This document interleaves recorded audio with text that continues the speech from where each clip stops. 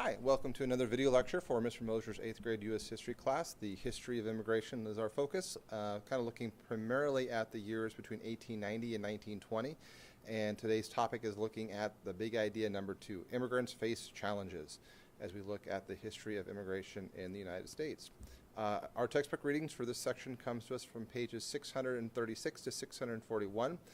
Some of our big ideas or guiding questions are, historically, how has the U.S. responded to the various immigration waves of the 1800s and early 1900s? Who were the know-nothings? What was the goal of the Chinese Exclusion Act? What will the 1921 Emergency Quota Act or law effectively end in the U.S.? How are concerns about immigration today similar to American concerns about immigration in our past? So we talked earlier about kind of two big ideas when it comes to immigration, that we are a nation of immigrants that come typically in waves and cycles. You had a wave of Irish immigrants and German immigrants, and the Great Wave where 23 million immigrants will come from Italy and Eastern Europe and China and Mexico. Another big common idea in immigration is this idea known as that immigrants have to face challenges. It's not easy being an immigrant, and there are definitely some challenges and obstacles that are definitely put into play for immigration and for these immigrants. And one of the common challenges that many immigrants have had to face throughout our history is this idea of a backlash, this unhappiness by the native-born population of the United States, of the new immigrants that are coming in, competing with them for jobs and space and resources. Now, native-born refers to somebody who is a citizen because they were born in this country. And in our nation of laws stems from the 14th Amendment. That's one of those Reconstruction amendments that was written to basically say African Americans as former slaves would still be considered American citizens because they were born in the U.S. That was in response to that famous Dred Scott decision where the Chief Justice Taney said that African Americans were never intended to be American citizens. So part of the Reconstruction Amendments, the 14th Amendment says, well, no, if you're born or naturalized, you have the rights of all citizens. And that's where we kind of start getting, at this time period, this idea of a native born, somebody who was born in the U.S. Between 1845 and 1920, during these great waves of immigration that were taking place, the nation was becoming a lot more diverse. Remember, the earlier first groups were mostly 80% in 1790 said they were all British ancestry. So by 1920, 1 out of 3 Americans were foreign born. 33% had been born outside of the nation. So we saw a huge influx of new immigrants coming to the U.S. during the 1800s. And really in response, there was a lot of anti-immigrant attitudes and groups and feelings that really began to put the pressure on the government to start restricting or putting limits on immigration. One of the more well-known groups of the time period was a group known as the KnowNothing Party, or the Order of the Star-Spangled Banner, which is another name that they went under.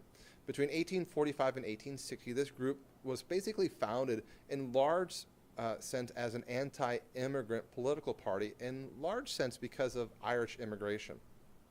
The reason they called themselves the Know-Nothings is it was a secret society. If people asked them if they belonged to this society of the Star-Spangled Banner, they would say, well, we don't know anything, we know nothing.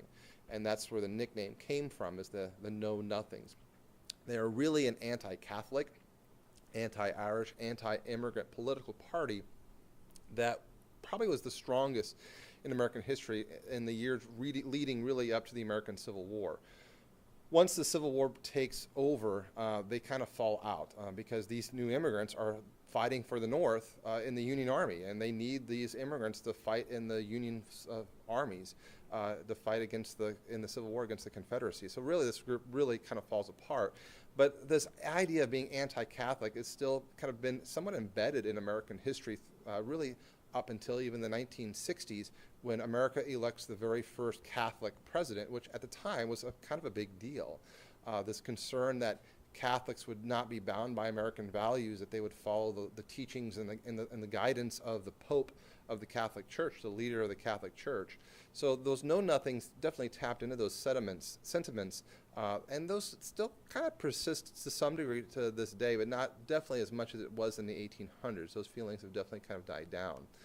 We also see in the 1880s a response to Chinese immigration, another one of the larger groups that were coming into the United States during this time period of the Great Wave.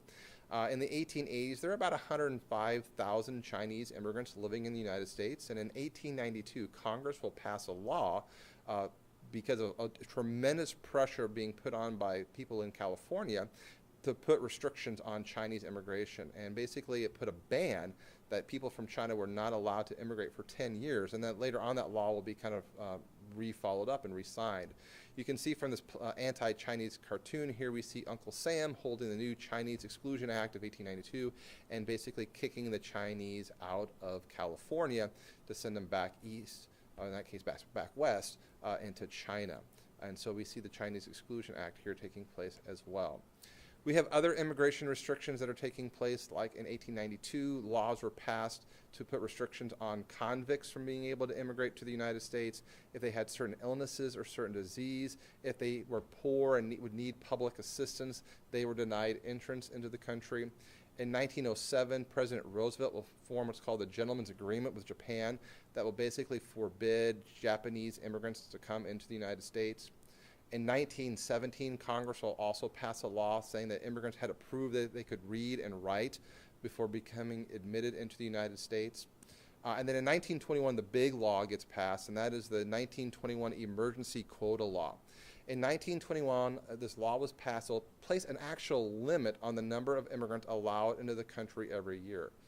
So it put a cap. It said once we hit this number, we're not going to let any more immigrants into the country. So it's like saying we're closed, we're full, no more vacancies. The law really favored Northern Europeans. About 80% of the quotas, the numbers that they would allow immigrants into the country, was mostly from Northern Europe.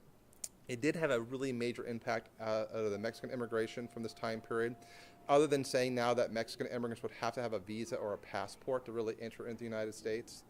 And really, the Emergency Quota Law of 1921 really kind of signifies this end of American open-door policy towards immigration, that there are going to be kind of limits and restrictions and laws put in place to kind of regulate and control the kinds of immigrants and the types of immigrants and the number of immigrants coming into the United States. So between our early history to 1921, there's definitely laws that kind of regulate immigration, but this is really the heavier one that puts a lot more restrictions and put those in place.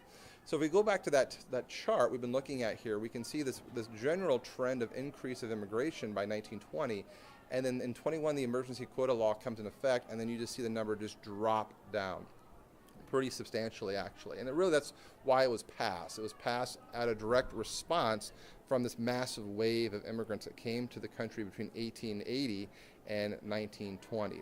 A very large increase, almost 1.2 million immigrants coming into the country during that time period. And since then, we've seen that law change. In 1965, the Immigration Act replaces the Quota Act, and immigration is always constantly in flux.